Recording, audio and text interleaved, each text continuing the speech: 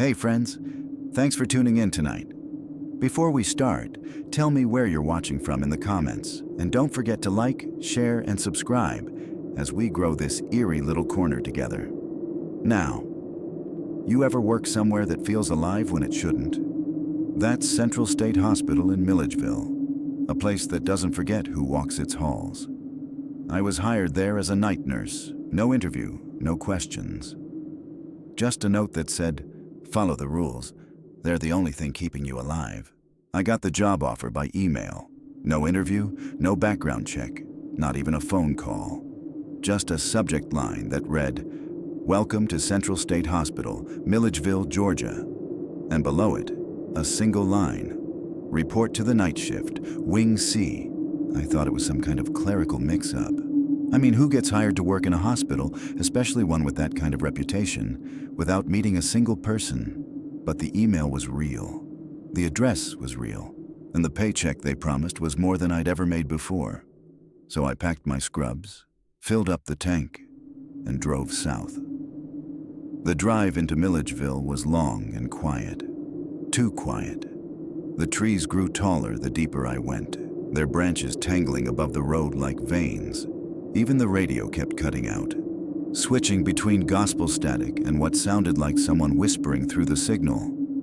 By the time I saw the hospital gates, my stomach had already turned cold. Central State Hospital isn't like other hospitals. The locals call it the asylum that never died.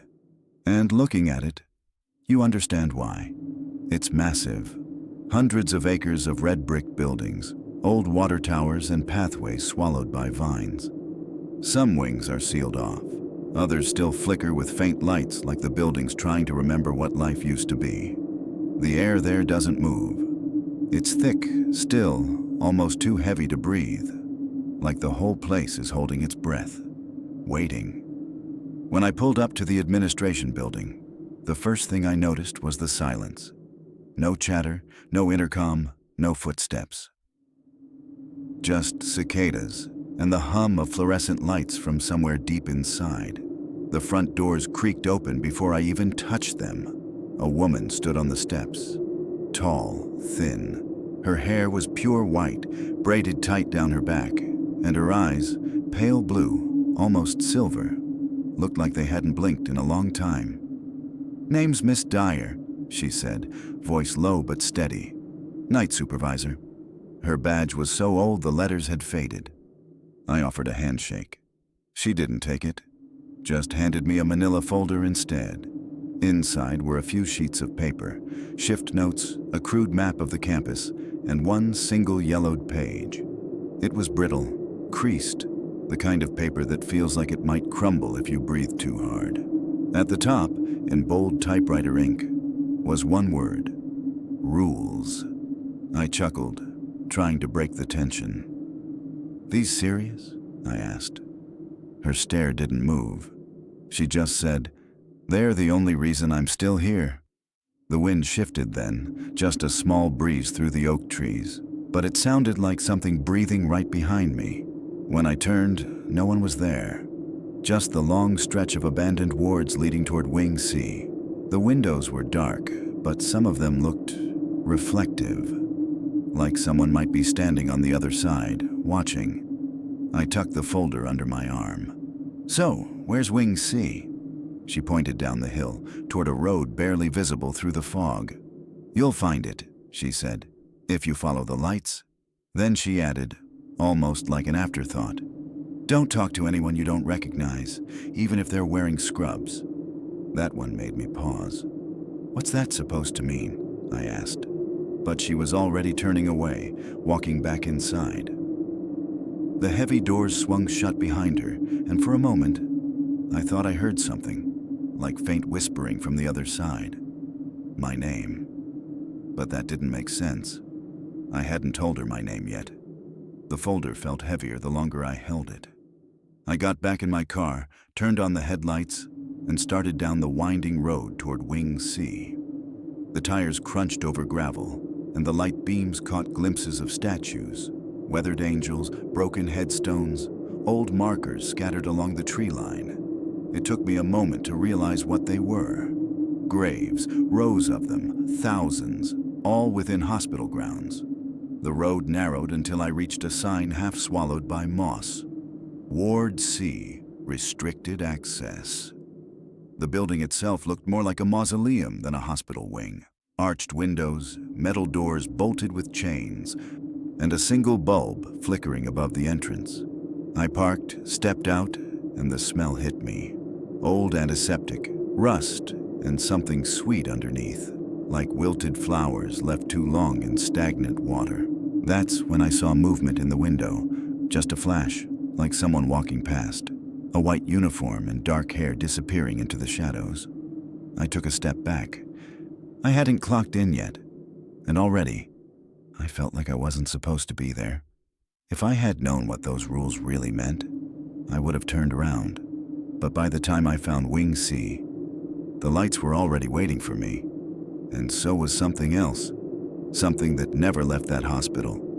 And now, it knows my name. The dorms were nothing like I expected. No warm welcome, no chatter, no other nurses unpacking. Just a long corridor lined with metal doors, each numbered but unlit. My room was 2B, a narrow cell with a cot, a dresser, and a single window facing the west wing. Rain tapped the glass all evening, steady and unbroken. The air smelled of bleach and something older, mildew maybe, or paper that had been wet too long. The kind of smell that sinks into your clothes. I tried to shake off the feeling. It was just nerves, first-night jitters. But even as I unpacked, I couldn't stop thinking about that yellowed page of rules. I'd read them all twice by now, but the first one still stood out, scrawled in darker ink than the rest. Rule 1. When the hallway lights flicker, don't look up, ever. Around 10 p.m., I headed to the nurses' station. Miss Dyer was waiting there, same as before, standing perfectly still beside the time clock. She looked like she hadn't moved since the afternoon. "First shift?" she asked. I nodded. "Just tell me where to start." Her eyes flicked toward the paper in my pocket. "Rule 1, she said, tapping the folder. "Remember it." "I will," I said, trying to sound casual. "If the lights flicker, I won't look up." Her face didn't move.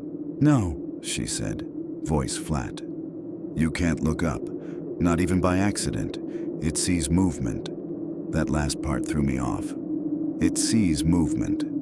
Before I could ask what she meant, she turned and walked down the hall, her shoes squeaking faintly on the tile. And then I was alone. The night shift started quietly enough. Central State is big, but most of it's closed off now. Only a handful of long-term patients in Wing C, older, sedated, the kind of people whose charts go back decades. My job was simple. Check vitals every 2 hours, refill water pitchers, document everything. But even simple things feel wrong in that place. The air hums, the walls groan like the building's alive and restless. And sometimes you swear you hear footsteps above you, in floors that shouldn't exist anymore. By 1:45 a.m., I was halfway through Ward 9. 10 beds, 6 occupied. The patients were silent except for the slow rhythm of oxygen machines and the occasional restless breath. I moved from bed to bed, pen light in hand, charting blood pressure and pulse. That's when the light started. It was subtle at first, a soft hum, then a dim pulse like the current was skipping. Then came the flicker. Click, buzz, flick. I stopped writing. The sound filled the hallway, that sharp electric crackle that feels like it's inside your skull. For a second, everything went dark. And against every instinct, I looked up. At first, I didn't understand what I was seeing. The ceiling tiles were trembling, shifting slightly, like something was pressing from the other side. Then, between the flickers, I saw it. 2 pale arms, stretched down through the cracks, swinging slow, like they were floating underwater. The fingers were long, too long, each one tapering to a faint, yellowed tip. They moved without sound, but there was a rhythm to them, almost like breathing. I froze. every muscle locked. The air felt thick enough to choke. When the light flashed again, the arms were closer, elbows now visible, hanging loose like a marionette waiting for a string to pull. Something dripped from the fingertips. Not blood, not water. It was clearer, thicker, like the condensation that forms inside old morgue coolers. I stumbled back, knocking my clipboard to the floor. The sound echoed down the hall, too loud in the silence. And then the light steadied. Everything looked normal again. No arms, no dripping, no movement. But the ceiling tile directly above me, it was slightly ajar, just enough to see darkness behind it, like an attic that shouldn't be there. I don't remember running, but suddenly I was back at the nurse's station, clutching my notes like a lifeline. Miss Dyer was sitting at the desk this time, staring at an old clock that hadn't worked in years. She didn't look surprised to see me. "You looked up," she said. It wasn't a question. I swallowed. "What is that thing?" She didn't answer right away, just looked past me, down the corridor where the lights were still humming faintly. Then she said, almost gently, "Something that used to work here, and something that still does." I didn't sleep the rest of that night. Every time the fluorescent hum deepened, I'd hold my breath. And once, just once, I heard it again. The soft swing of something brushing the ceiling tiles, moving from room to room. By sunrise, I understood something Miss Dyer hadn't said outright. The rules aren't suggestions, they're survival. And the worst part? That wasn't the only one. That was just rule 1. They tell you night shifts will mess with your head. That it's not the hours, it's the silence, the kind that crawls under your skin and makes you start hearing things that aren't there. But at Central State Hospital, the silence doesn't wait for you to imagine things. It fills in the blanks for you. That night started quiet, too quiet. Miss Dyer was in her office, the door half shut, the glow of her desk lamp leaking through the frosted glass. I sat at the nurse's station, sipping burnt coffee from a cracked mug, pretending the hum of the fluorescent lights was enough company. Everything was still, the kind of still that feels rehearsed, like the building was waiting for a cue. The intercom sat on the wall behind me, beige, dust-coated, wired to nothing. At least that's what I'd been told. Miss Dyer warned me about it during orientation. Rule 2, never answer the intercom after midnight. It doesn't call from this building. I thought it was just another piece of superstition left behind by the older staff. One of those rules meant to keep newbies on edge. But when you work nights in a place built for ghosts and grief, even superstition starts to sound like wisdom. It was 12:17 a.m. when the static started. Soft at first, like a sigh bleeding through an old radio. Then the crackle deepened, sharp and wet, the kind of sound that makes your molars ache. I turned toward it. The speaker light, dead for years, flickered faintly orange, and then a voice came through, faint, raspy, female. "Room 304, it said. Then a pause. "She's awake." I froze. We didn't have a room 304 in Wing C. Our highest numbered room was 300. I just checked vitals there an hour earlier, so I just sat there for a second, waiting for Miss Dyer to come out and tell me it was nothing. But her light was off now, the office door closed, and the intercom crackled again, this time louder. "Room 304, the voice repeated. "She's awake." I told myself it had to be a cross wire, maybe some old line still connected to another wing, but the curiosity, it always wins. So I grabbed my flashlight, clipped my badge to my scrub top, and started down the corridor. The hospital corridors at night are different. You don't walk through them. They swallow you. Each step sounds like it echoes from somewhere else, bouncing off walls that shift when you're not looking. The air grew colder as I passed the patient rooms. By the time I reached room 300, I could see my breath fogging the air. And then I saw it. A door I'd never seen before. Room 304. It shouldn't have been there. The wall past room 300 led to a sealed fire exit, covered in chains and warning signs. But now there was a door between them. Metal frame, frosted glass, and across the top of it, a room number stamped in peeling black paint. The window was completely blacked out from the inside. No light, no sound, except breathing. It started faint, a slow, shallow rhythm, just behind the glass. I thought maybe one of the psych patients had wandered in somehow, but the breathing didn't sound human. Too quick, too sharp, like someone panicking and trying not to. I reached for the handle. Cold, metal cold. And when I pressed my palm to it, the breathing stopped. Silence. Then something moved on the other side. A scrape. Like fingernails dragging down the inside of the glass. I stepped back. The scrape followed, 1 inch at a time. Then, a knock. 3 slow taps. Tap, tap, tap. I turned and ran. Didn't stop until I reached the nurse's station, lungs burning, coffee mug still sitting there like nothing had changed. The intercom light had gone dark again. When Miss Dyer finally stepped out around 3 a.m., she looked at me like she already knew. "You heard it," she said softly. I nodded. My throat was too dry to speak. She sighed. "Room 304 doesn't exist anymore. They sealed that ward in 1978. "What was it?" I asked. She didn't look at me. Instead, she stared down the hallway, toward where I'd just come from. "They called it the observation room." Her voice was barely a whisper. "There was a girl there once. She used to scream through the intercom when the nurses forgot her. When she finally stopped screaming, they bricked the room over." She turned back to me, her face pale. "When the voice comes back, it means she's awake again." I didn't answer the intercom the rest of that night, didn't even look at it.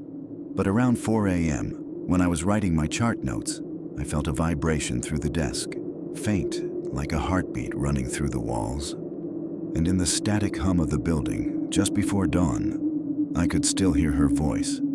Soft, tired, right in my ear this time. "Room 304, she whispered. "She's still awake." That's when I knew the second rule wasn't about fear, it was about containment. And if you ever hear that call, whatever you do, don't answer it. Daylight doesn't mean much inside Central State Hospital. It doesn't pour through the windows. It leaks, weak and gray, like it's afraid to touch the walls. That afternoon, my shift had ended early, and for once, I thought I'd explore a little. I'd heard the West Wing used to house the therapy wards before they shut most of them down in the 80s. Miss Dyer never talked about that side of the hospital, said it was structurally unsafe. But curiosity has a way of getting louder when the silence stretches too long. So I went looking. The West Wing was colder than the rest. Tiles cracked under my shoes, and the smell was stronger here. Mildew, rot, and old disinfectant fighting for dominance. Every door had a number, but the paint was gone, so you couldn't tell what belonged to what anymore. The hall bent twice, then opened into a wider room, one I'd never seen marked on any of the maps. The door plaque was half-hanging, but I could still read one word burned into the metal: therapy. Inside, it was nothing like I expected. The entire room was mirrors, floor to ceiling, every wall, one continuous reflection. Even the ceiling tiles were plated with glass. I stepped closer, breath catching. The air inside felt heavier, like the oxygen was thinner somehow. Everything echoed. My footsteps, the rustle of my uniform, even my breathing. But it all sounded just a little off, like someone else was copying me half a second too late. I reached out, touched one of the mirrors. Cold. But the glass didn't feel like glass. It felt softer somehow, almost pliable, like skin cooled by metal. That's when I heard her voice behind me. "Rule 3, Miss Dyer said quietly. I nearly jumped out of my skin. She was standing in the doorway, her reflection stretched tall and thin across every mirrored wall. "Never clean those mirrors," she said. "They're not for you." I frowned. "Not for me? What does that even mean?" Her eyes shifted toward my reflection. "Not me, but it." "They're for them," she said. The ones that never left. She turned to go, but I stepped closer. Who's them? I asked. She stopped, one hand on the door frame. When they first opened this ward, she said, they used the mirrors for therapy, a way to confront trauma, but some of the patients started seeing things. Their reflections would move on their own, whisper things only they knew. After a while, they stopped talking altogether, just watched. She looked back at me then, her expression hollow. When the hospital closed this wing, they sealed it. But you can't seal what's already inside. And with that, she left me standing there, alone, surrounded by myself 100 times over. That evening, I asked one of the orderlies, a young guy named Marshall, about the mirrors. He laughed at first. That room? Yeah, we call it the looking glass. Then, his smile faded. People say patients still use it, he said, even though they've been gone for decades. Use it how? He shrugged. They say if you stare long enough, your reflection stops matching you, and when it does, it's not yours anymore. He said it like a joke, but his eyes never left the floor.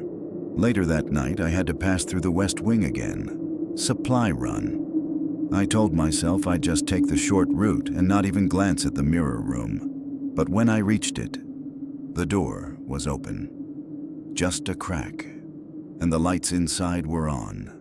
Every mirror was fogged, every single one, except one panel directly across from the doorway, clear as glass. And there I was, standing perfectly still in the reflection. Except I wasn't. Because my reflection wasn't breathing, wasn't blinking, wasn't moving. Then it smiled. Slow, wide, too wide. And I wasn't smiling. The light flickered once. When it came back, the reflection had stepped closer. Closer than it should have been. Like the depth of the glass didn't exist anymore. The air turned colder, wet against my neck. Something whispered, so soft I felt it before I heard it. Stay. I ran. Didn't even look back until I reached the stairwell. By the time I caught my breath, I realized something. My reflection in the metal elevator door wasn't quite right anymore. A fraction slower, a heartbeat late. When I told Miss Dyer the next morning, she didn't look surprised.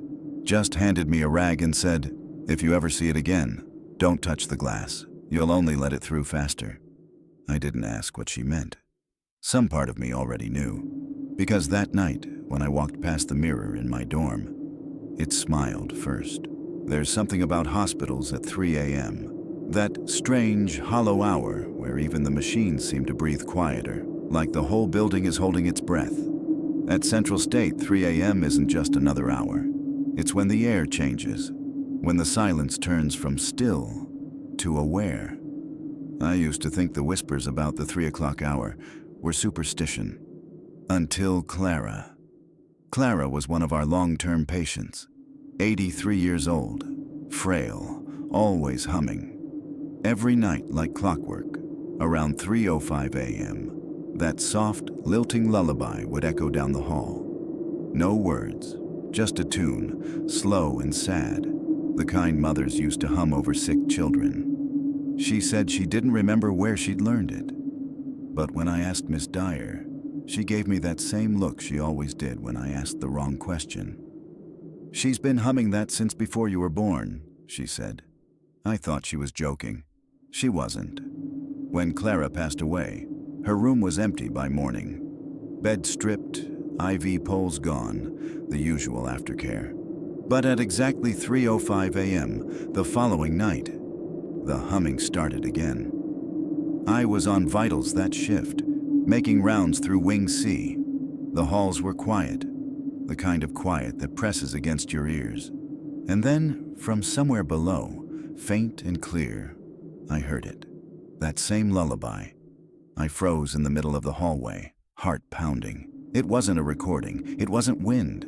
It was too deliberate. The sound drifted up through the vents, the melody winding up through the floor, slow and sweet and horribly familiar. Clara's lullaby. I told myself it had to be a trick of sound.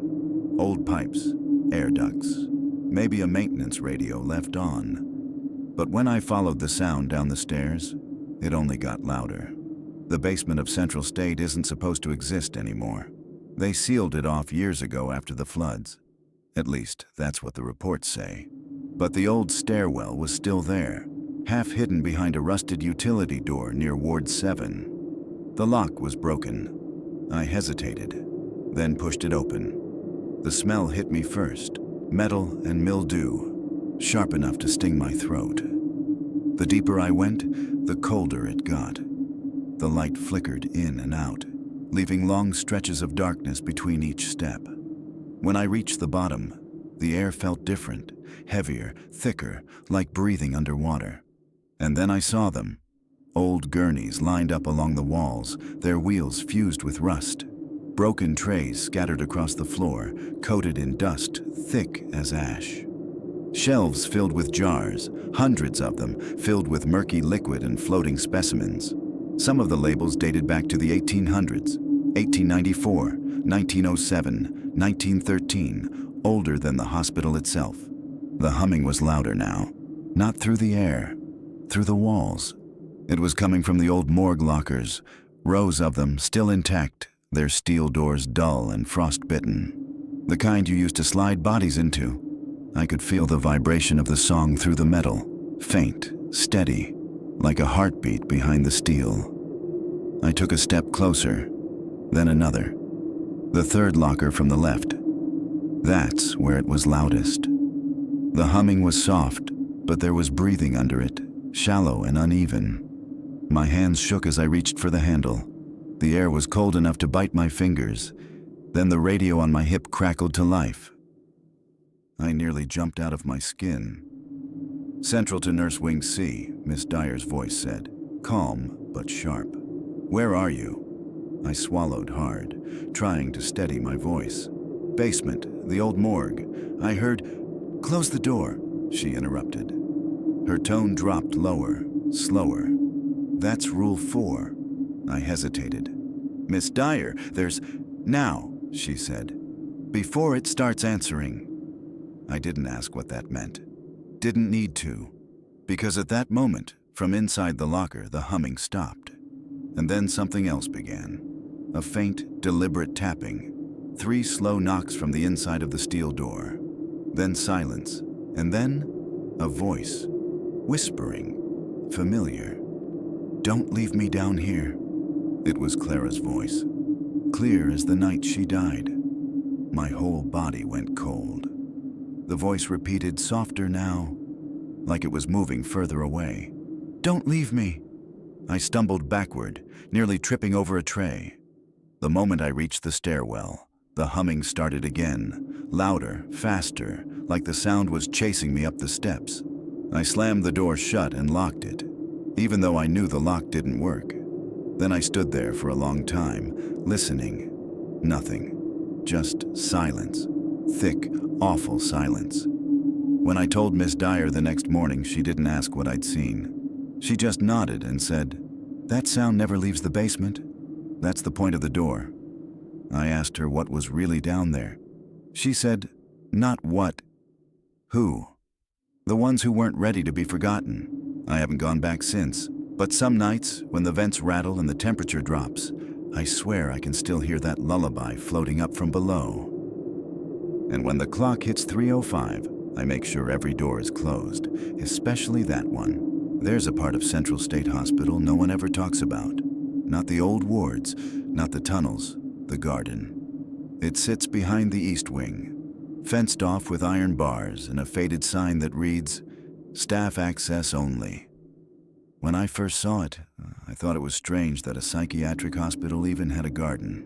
The soil was dark and loose, almost black, and the air smelled faintly metallic, like rainwater mixed with old coins. It didn't look peaceful. It looked hungry. Every staff member had to take one garden shift a week. Hospital policy, apparently, left over from some old occupational therapy program. But no one liked it. Everyone treated it like punishment. That's when I first heard Rule 5. Don't dig past 12 inches. Miss Dyer mentioned it casually, like she was reminding me to wash my hands before lunch. I remember her standing by the window that morning, her eyes fixed on the distant trees beyond the fence. "The garden's for maintenance only," she said. "Pull weeds, turn the soil, but never past 12 inches. I laughed a little. "Why, old pipes?" She didn't smile. "No, it's not the pipes." And that was it. No explanation. Just that same calm tone that somehow made my skin crawl. The next week was my first garden shift. It was just after dawn, the sky still gray, the ground slick from last night's rain. The soil looked soft, freshly turned in some places. A few others were already out there, nurses, orderlies, a maintenance tech. No one spoke. Just the sound of shovels scraping and the faint hum of insects hiding in the grass. They all stayed shallow, careful with each scoop. But near the far edge of the fence, there was a new intern. Young guy named Adam. Eager, restless, the kind who still believed the rules were just stories meant to scare rookies. When I reminded him not to dig too deep, he smirked. "What, are the ghosts gonna get me?" I didn't answer, but I remember Miss Dyer's voice in my head, flat and firm. Not the pipes. By noon, most of us were done, but Adam stayed behind. Said he wanted to finish his section. I glanced back once before heading in. He was leaning on his shovel, earbuds in, head nodding slightly to music only he could hear. And the hole he was digging, it was deeper than it should have been. Much deeper. That was the last time I saw him. He didn't show up for evening rounds, didn't clock out, didn't answer the radio. By midnight, security had started a sweep. When they finally checked the garden, his section looked untouched. The soil smooth, undisturbed, as if no one had worked there at all. No footprints, no broken ground. Just a single shovel, leaning against the fence. Clean, no mud, no fingerprints, like it had never been used. They called in maintenance, then county police. I stayed near the gate, watching. The ground looked wrong somehow. Darker where he'd been digging, almost breathing with the wind. Every time the officers stepped closer, the smell hit harder. Wet copper and earth. One of them muttered, "This place shouldn't smell like blood." They brought in a dog. It refused to step onto the soil, just whined and backed away, tail tucked, eyes fixed on the ground. After that, they stopped digging. Said they'd check security footage instead, but when they did, the cameras facing the garden had gone dark between 11:45 and 12:10, exactly when Adam disappeared. Static, nothing else. By morning, his file was gone too. No record of his assignment, no shift log, nothing. It was like he'd never been hired. The next day, Miss Dyer met me in the hall. She didn't ask any questions. Just said, "It's been handled." I wanted to ask what that meant. But before I could, she handed me a fresh list of shifts. Mine still included the garden. "Same rules," she said. "Don't dig past 12 inches, ever." Her tone wasn't cold this time. It was almost pleading. And I could tell she wasn't warning me about policy. She was warning me about whatever was under that soil. Weeks passed, and no one mentioned Adam again. Not the staff, not the administration. But every time I walked past the fence, I'd see that same shovel leaning there, gleaming in the sun. Spotless, untouched, like it was waiting for someone to pick it up. Sometimes, when the wind's just right, the soil ripples. Not from worms or water, from something deeper. Something that shifts and breathes and remembers. I've seen fresh earth mounds form overnight, perfectly shaped like graves. And once, I swear I heard a voice under my feet. Just a whisper, muffled by dirt. Too deep. Now, whenever I take my turn, I keep my shovel shallow. The metal never sinks far enough to scrape bone or root. And when I feel the ground tremble beneath me, I pretend I don't notice. Because Miss Dyer was right. It's not the pipes. It's what's feeding on what's buried down there, and some things should never be unearthed again. There's a break room tucked between the old supply corridor and the nurses' quarters. Small, dim, and stale, with the smell of burnt coffee and dust. Most nights, it's the only place in Wing C where you can sit without hearing the hum of ventilators or the soft creak of gurney wheels in the dark. But even there, peace is never really peace. On the counter sits an old music box, tiny, brass, and cracked with age. No markings, no name. Just a winding key rusted halfway down and a lid etched with something that looks like a rose or maybe a vein. No one remembers who brought it there. It's just always been. And according to Rule 6, you never touch it. You never listen. And if it starts to play on its own, you leave the ward immediately. The first time I heard it was during a double shift. It was 2:46 a.m., that hour when the caffeine stops helping and your body feels like it's moving a few seconds behind your brain. I was sitting alone, writing chart notes, half asleep, when a faint sound drifted from the break room corner. A tune, soft, tinny, the kind that makes the hairs on your neck rise even before you recognize it. I looked up. The music box was open. I hadn't touched it. No one had. The melody was slow and deliberate, almost like a lullaby, but not quite right. A few notes bent, off-key, the rhythm uneven, like it was struggling to remember itself. And underneath it all was something else. A faint thump, irregular but steady, like a heartbeat underwater. I should have left right then. I should have remembered the rule. But I didn't. I just sat there listening, mesmerized. Then the lights flickered once, and the tune stopped. When I asked Miss Dyer the next morning, she didn't look up from her paperwork. Her voice was calm. Too calm. "Did you stay when it played?" I hesitated. "For a few seconds." She sighed. "Then you were lucky." I pressed her for an explanation. Finally, she said, "It was a gift from a patient long before my time. She used to play that same song to the others on the ward. Said it helped them sleep.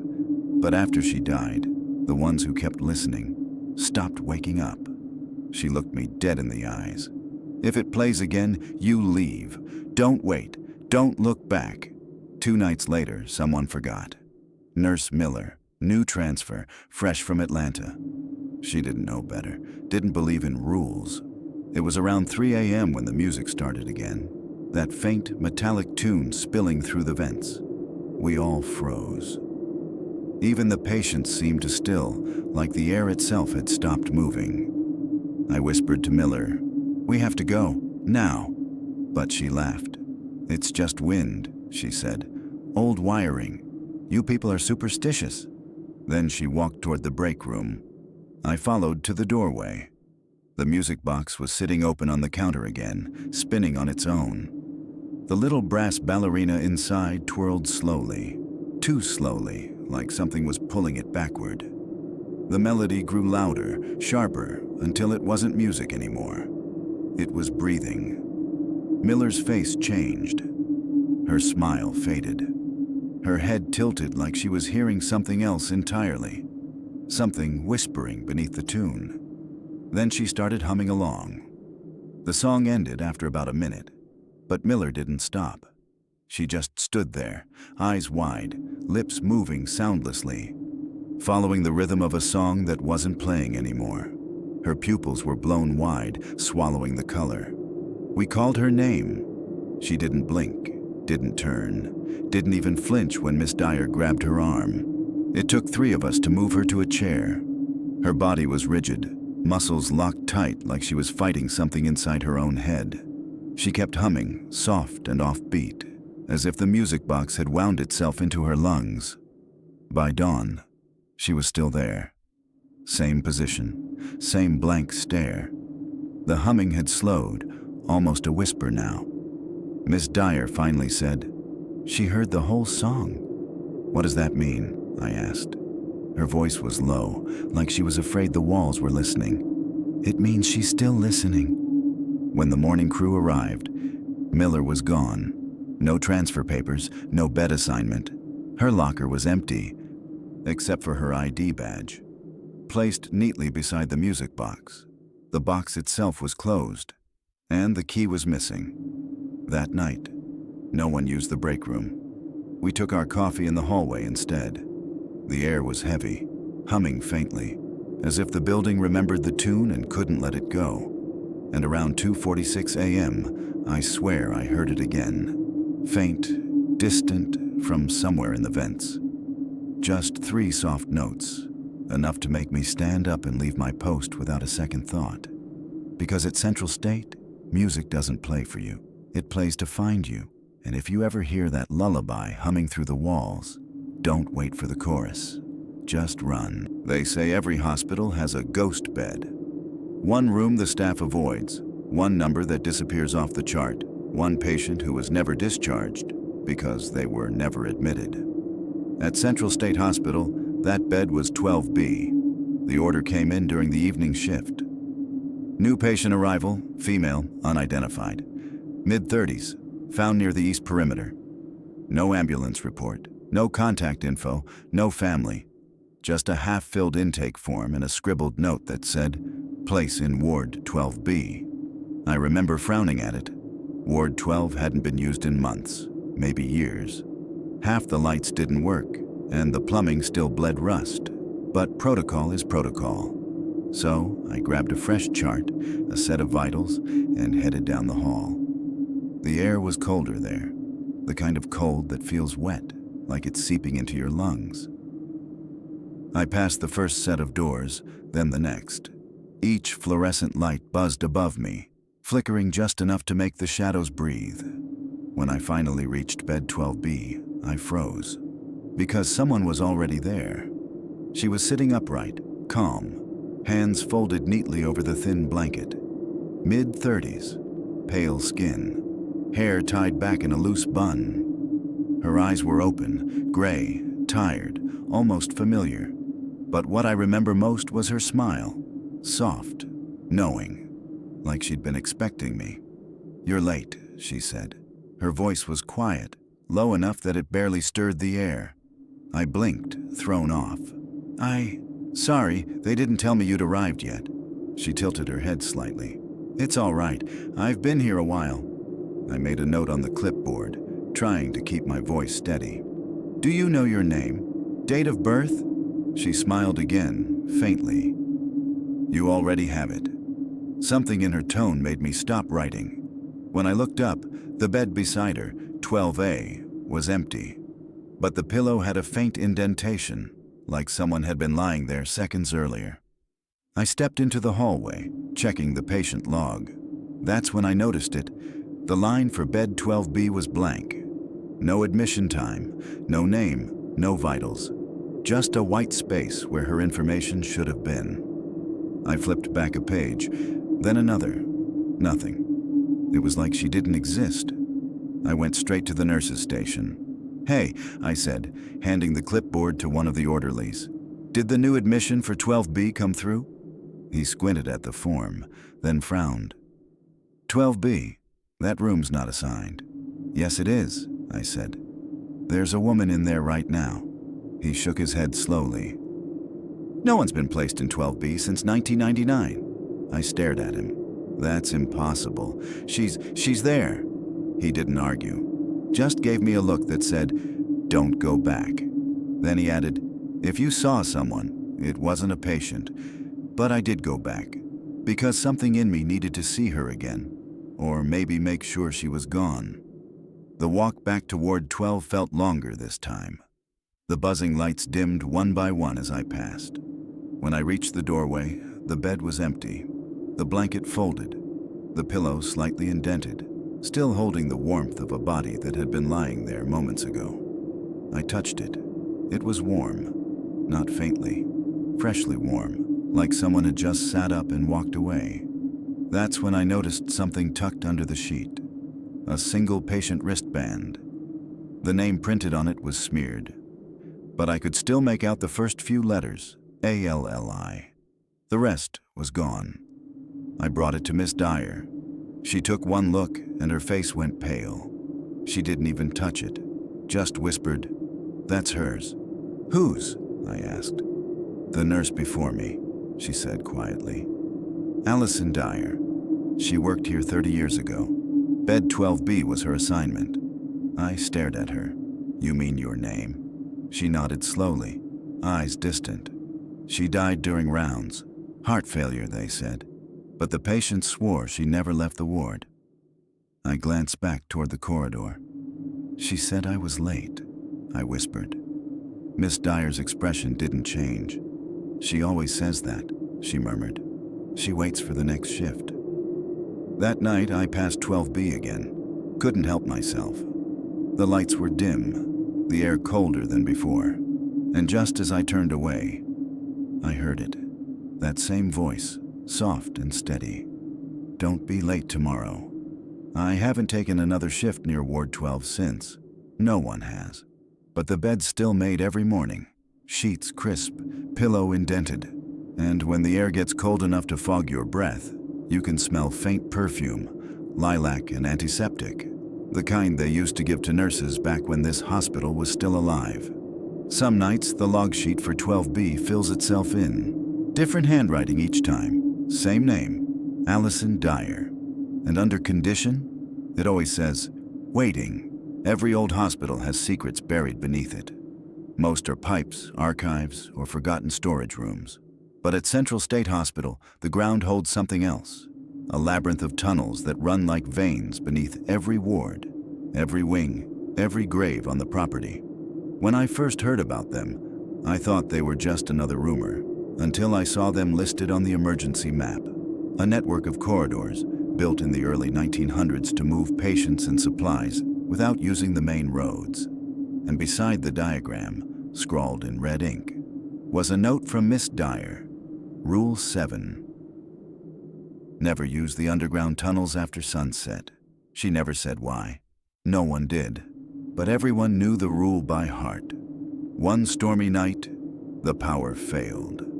Lightning hit somewhere near the generator, and the elevators froze between floors. Wing B was running low on O-negative blood packs, and the only backup supply was stored in the West Lab.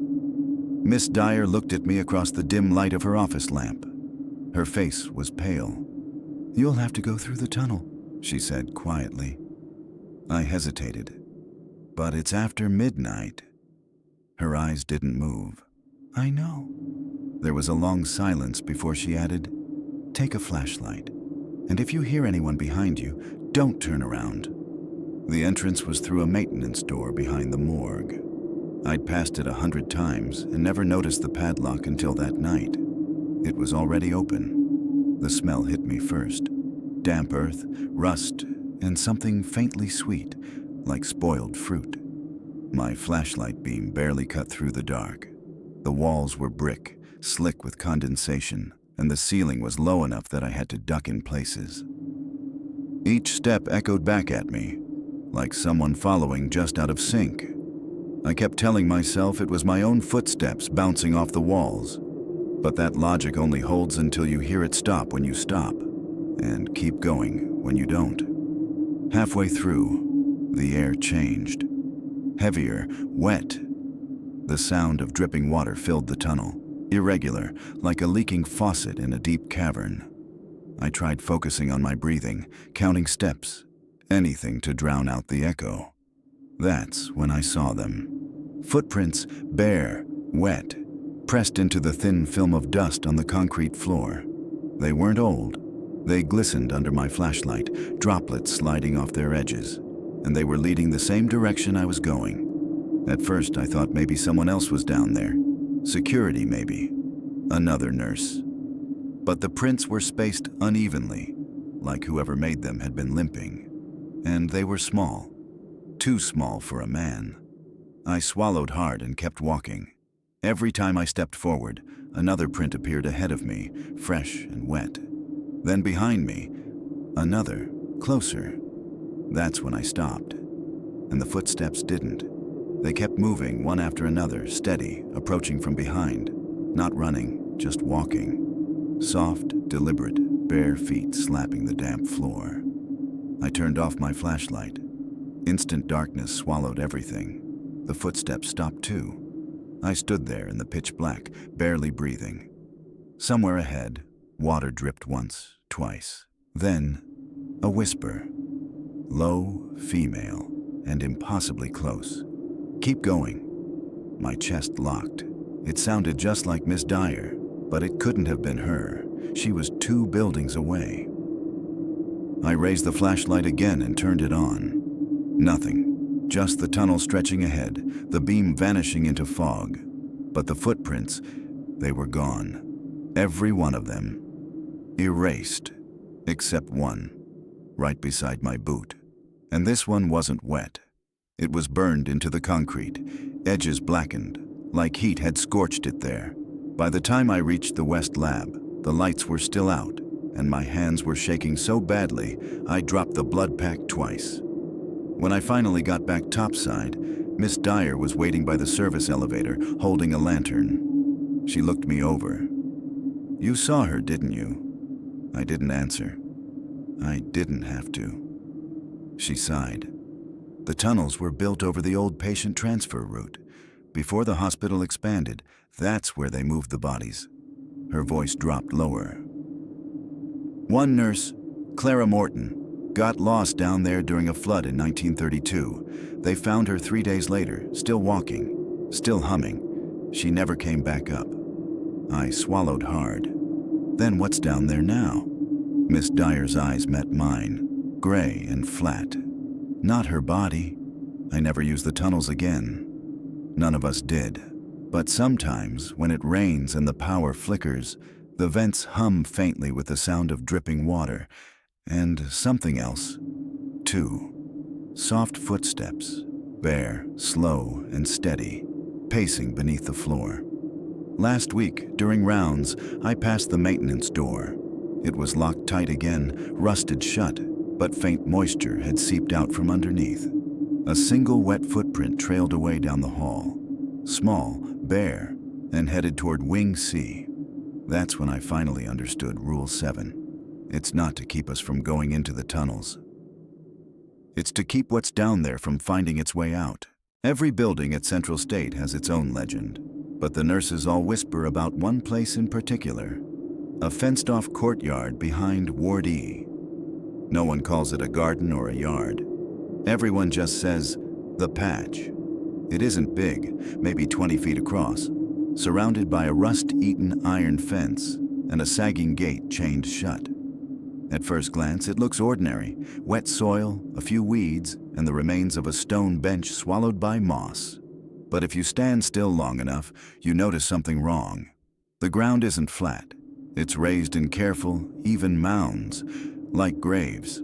And there's Rule 8, written in red pen at the bottom of the staff handbook. Never walk there after rain. No one ever explained why. No one had to. The first time I saw the patch was during a night shift when the storm alarms went off. Thunder rattled the windows, and the lights flickered like flashbulbs going off inside a coffin.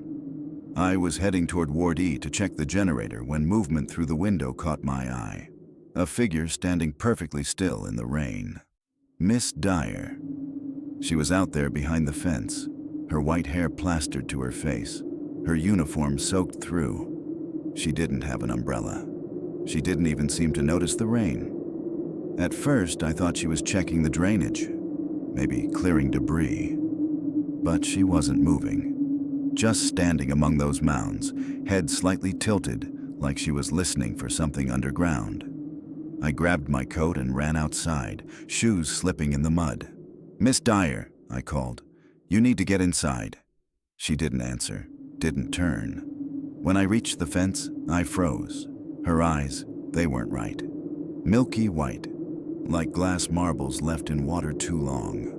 Rain rolled down her cheeks, but she didn't blink, didn't even flinch at the thunder. "Go back inside," she whispered. Her voice was soft, but it cut straight through the downpour. I started to speak, but she raised a finger to her lips. "Shh," she said. "They're listening." Then, slowly, she pointed to the ground beside her. Through the sheets of rain, I could see one of the mounds shiver, just slightly, like something beneath the surface had breathed. I stumbled backward, my flashlight beam shaking. When I looked up again, she was gone. Just the fence, the rain, and 8 small mounds glistening under the stormlight. I ran. By the time I got back inside, the hallway lights were buzzing again and my scrubs were soaked through. I went straight to the staff board to log the incident, but Miss Dyer's nameplate was gone. Not moved, gone. Her locker was empty too. Not even a uniform tag left. When I asked the charge nurse if Miss Dyer had gone home, she frowned. "Who?" she asked. "We haven't had a Dyer on schedule tonight." I stared at her, speechless. Her tone wasn't sarcastic. She genuinely didn't remember her. The next night I came in early. Part of me thought maybe I'd imagined it. Exhaustion, stress, the power of suggestion. Until I saw her. Standing at the end of the hall near Ward E, clipboard in hand, hair tied back, uniform crisp and dry. Same build, same posture. But when she turned, it wasn't Miss Dyer's face. It was someone else's. Younger, smiling too wide, eyes that glistened like wet glass. She was wearing Miss Dyer's badge. "Evening," she said softly. "Ready for shift report?" I nodded slowly, stomach twisting. "Where'd you get that uniform?" She looked down, then back up, her smile never fading. "It was here when I arrived." Later that night, I checked the employee records. There was no entry for Miss Dyer, no photo, no employment file. It was as if she'd never existed, like the hospital had absorbed her. And behind Ward E, the fence gate stood open. Mud tracks led in and out. 8 mounds now had 9. Since that storm, the ground behind Ward E has never dried. It's always soft, always damp, like the rain refuses to leave that soil alone. And sometimes, when the thunder rolls, you can see silhouettes standing between the mounds, not digging, not moving, just listening. We don't go there anymore. We keep the blinds shut and the back doors locked. Because everyone who stepped into that patch after rain never really comes back inside. Sometimes their names vanish from the staff board. Sometimes their uniforms show up folded on the benches. And sometimes, when I pass the courtyard window, I see their reflections standing out there in the storm, watching, waiting, with eyes like wet glass and smiles that never fade. That's why Rule 8 isn't a warning. It's a grave marker, and the ground behind Ward E? It doesn't bury the staff. It replaces them. There's a kind of quiet that lives in old hospitals. It's not peaceful. It's waiting. Every nurse at Central State knows it. That deep pulsing silence that stretches between heartbeats after midnight, when even the walls seem to listen. That night, the silence broke. All at once. It was 2:03 a.m. when the first alarm went off. A high-pitched wail that sliced through the corridors, followed by the flashing red of emergency lights. My chart pen rolled off the desk as every door down the hall clicked open at the same time. And that's when Rule 9 hit me, the one Miss Dyer had warned me about weeks ago. If the fire alarm sounds, don't evacuate. I used to think it was some bureaucratic nonsense. Maybe a test of protocol, or an old malfunctioning system. But that night, I learned why it exists. The intercom crackled, spitting static and fragments of words. Someone yelling, then laughing, then screaming. It wasn't clear where it was coming from. Every hallway speaker blared at once, overlapping until the sound became almost physical, pressing against my skull. Then, under the siren, another noise rose, deep and raw, not human. It sounded like voices stacked together, hundreds of them, trying to mimic human panic but getting it wrong. Screams that bent in the wrong places, like someone learning a language phonetically and failing miserably. I ran to the nearest door and looked inside a patient room. The bed was empty, the restraints torn loose. Farther down, a figure darted across the hall, too fast, too blurred to track. Another followed, then another. Bare feet slapping the tile, moving in patterns that didn't make sense. They weren't running from something. They were running toward it. The power flickered, plunging everything into red strobes. Every shadow looked alive. The air was thick, like static had turned solid. I pressed myself against the wall and tried to breathe. The alarms howled, and in between the pulses of sound, I could hear voices whispering behind the walls. Not through the intercom, but inside the plaster, right behind my head. They were saying names, slowly, rhythmically. Names of the staff, names of the patients, and then, my name. I bolted. The hallway tilted under my feet, the sirens blurring into a single low moan that vibrated through the floor. Doors slammed open and shut in sequence, like a heartbeat. I ducked behind the nurse's station, heart pounding, trying not to breathe too loud. From there, I could see shadows moving at the far end of the corridor, long and thin, stretching in ways the human body shouldn't. They stopped every few feet, swaying like they were listening for something. One of them turned its head, too far, and I swear its eyes caught the light. Not red, not glowing, just reflective, like glass. The fire alarm cut off suddenly.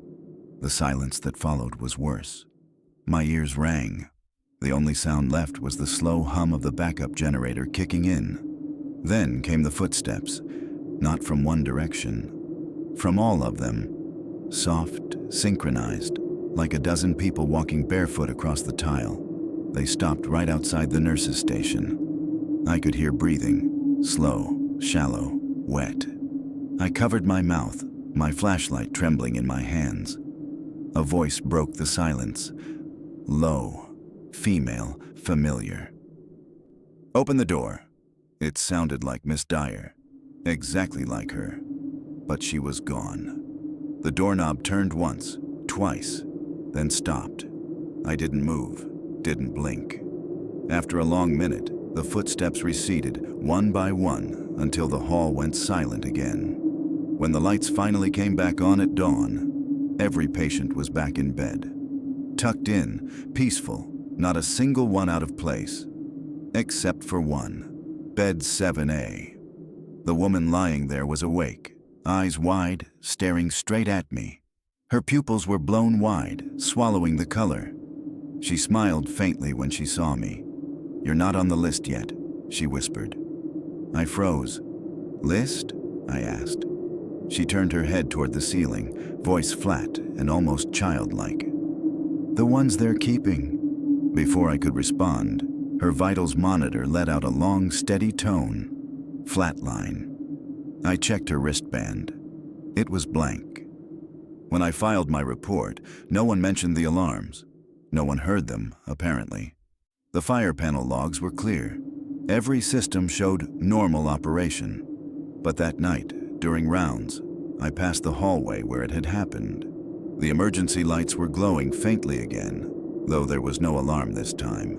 And on the wall behind the nurse's station, I saw something written in condensation, like a hand had drawn it with the heat of breath. 3 left.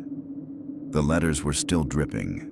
Now, every time I hear the faint click of the fire panel, or smell that burnt metal scent that comes before a false alarm, I stop whatever I'm doing and hide. Because I know what happens when those sirens wail, and I don't want to know what happens when my name finally appears on their list. 6 months. That's how long I've been at Central State Hospital. Half a year of night shifts, whispers through vents, and rules that keep me alive. The paper's still pinned above my desk, the original sheet Miss Dyer handed me on my first day. It's yellowed now, corners curling, the ink smudged from my fingers. But I never move it, not even to dust. Because those rules, they're not just guidelines anymore. They're gospel. Each one has a story behind it, a scar, a name, a night I don't talk about. And the truth is, I think about leaving all the time, but Central State has a way of making sure no one really does. There's a strange rhythm to the place now. Every night, the same sounds echo through the halls. The slow hum of the vents, the faint drip of water in the basement pipes, the whisper of a door closing where no one's standing. It's almost comforting if you don't think too much about what's making the sounds. The staff rotates constantly. Faces change, some disappear, others come back, but not quite right. You learn to stop asking questions. You learn to pretend everything is normal. Except nothing here is normal. Last week, I found a new note slipped under my door. No handwriting I recognized, no signature, just 5 words written in black ink. You forgot one more rule. At first, I thought it was a prank, another nurse trying to get under my skin. But the next night, the lights in the dorm hallway flickered at exactly 3:05 a.m. When they came back on, there was something new pinned beneath the original list on my wall. A 10th rule, written in the same faded font as the others. Rule 10. If you ever get hired here, don't accept. I just stared at it. Heart pounding, because I hadn't written it, and I was the only one with a key. The next morning, the hospital was quiet. Too quiet. The kind of quiet that comes after something's already happened. I made my rounds like usual, checking vitals, charting numbers that don't mean much anymore. But as I passed the mirror room, I stopped. The door was open again. I hadn't seen it open in weeks. All the mirrors were fogged except one, the same one that always stays clear. And in that single mirror, I saw myself. And someone else. A nurse stood beside my reflection, uniform crisp, hair pinned tight. She looked almost like me, almost. But her smile didn't belong to me. It was too wide, too knowing, the kind of smile that said she'd been waiting. I turned around fast. No one was there. When I faced the mirror again, she was closer. Her hand was on my shoulder, in the reflection only. The glass rippled like water. I took a step back. My reflection stayed still, but hers tilted her head, eyes bright and cold, lips curling as she mouthed the words, "It's your turn now." I ran. Down the hall, through the nurses' station, past the locked wards that hum like they're breathing. By the time I reached the main entrance, the air was wrong again. Heavy and sweet, like copper and flowers. The doors were wide open, but outside wasn't outside anymore. It looked like the courtyard behind Ward E, gray sky, soft rain, rows of mounds that stretched farther than I remembered. Every mound had a nameplate, all nurses, all dates blurred except one, mine, already engraved. I slammed the doors shut and backed away. The lights flickered once, then steadied. When I looked again, it was just the empty lobby. No rain, no graves, just the faint echo of humming through the vents. Now, the rules are all that keep me anchored. 10 commandments for survival, 10 ways to pretend I still exist. Sometimes I catch new nurses reading them during orientation, wide-eyed, laughing, thinking it's a joke. I want to tell them to run, to never come back, but the words never leave my throat. It's like the building won't let me warn them. And every morning when I walk past the mirror room, I see her again. Standing right beside me in the glass, perfect posture, that same slow smile. Sometimes she waves, sometimes she whispers my name. Lately, I've started hearing it when the lights are off too. I used to think the rules were meant to protect us. Now I'm starting to believe they're just keeping count. Because Central State doesn't hire nurses, it replaces them. And when my shift ends, I swear I hear footsteps following me. The sound of shoes I haven't worn in weeks. They stop when I stop. They breathe when I breathe. Maybe that's how it happens. Not all at once, but piece by piece. Until one morning, someone else is wearing your badge, your uniform, your smile. And you're the one standing behind the glass, watching the next nurse walk through the door. Rule 10. If you ever get hired here, don't accept. Because once Central State learns your name, it never lets you go.